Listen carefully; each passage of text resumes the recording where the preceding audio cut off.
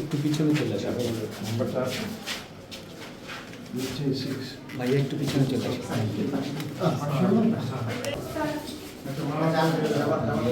আমরা ব্যাগ কান্দে লুয়ে পড়ো বলে আমি বুঝলাম না স্যার একটু ধরে রাখি সামনের দিকে তাকাই স্যার তুই সামনের দিকে তাকাই স্যার সবাই এমন মানসিকতা আমরা বিশ্বাস করি, সেটা হচ্ছে এই যে আমরা না খেয়ে থাকতে রাজি আছি কিন্তু ভোট না দিয়ে থাকতে রাজি নয়।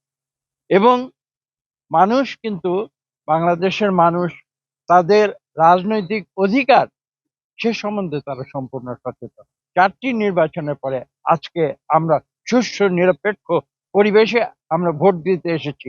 তার পেছনে 2024-এর জুলাই আগস্টে ছাত্র জনতার যে আন্দোলন, সে আন্দোলনের প্রতি আমি শ্রদ্ধা জানাই এবং তারা নতুন করে বুকে রক্ত দিয়ে এদেশ থেকে স্বৈরাচারী সরকারকে তারা পালিয়ে যেতে বাধ্য করেছে এবং যার ফলশ্রুতিতে এদেশে আবার নতুন করে গণতান্ত্রিক পরিবেশ সৃষ্টি হয়েছে এবং সেই পরিবেশের ফলশ্রুতিতে আজকে আমরা এখানে ভোট দিতে এসেছি। দেশনেত্রী বেগম খালেদা জিয়ার আপোষহীন রাজনীতির সৈনিক ছিলাম এবং সর্বশেষ আমরা জনাব তারেক রহমানের যে দীর্ঘ সংগ্রামের যে রাজনীতি, সেই সংগ্রামের রাজনীতির অংশ হিসেবে আমরা রাজনীতিতে আছি।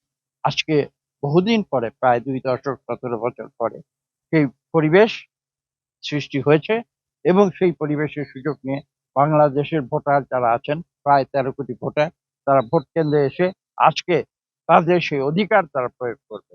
এখানে বলা প্রয়োজন, অনেকে মনে করেন আমার একটি ভোট, একটা ভোট দিলে বা না দিলে, কিন্তু আমি মনে করি যে প্রত্যেকটি ভোটের অত্যন্ত মূল্যবান এবং প্রত্যেকটি ভোট যোগ করেই কিন্তু ভোটের ফলাফল নির্ধারিত হয়েছে।